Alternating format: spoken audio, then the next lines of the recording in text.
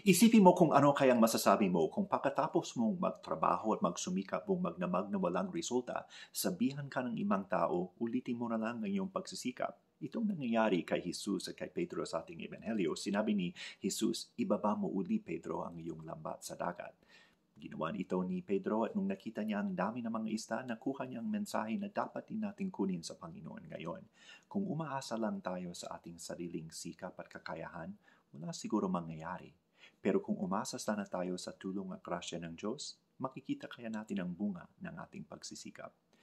Mahalaga ito kasi gusto ng Diyos umasa sa atin maging mga mangingisda ng tao. Ibig sabihin, gusto niyang magdala tayo ng presensya ni Kristo sa ating kapwa sa pamamagitan ng ating paglilingkod, mga salita, pati ng ating kagalakan.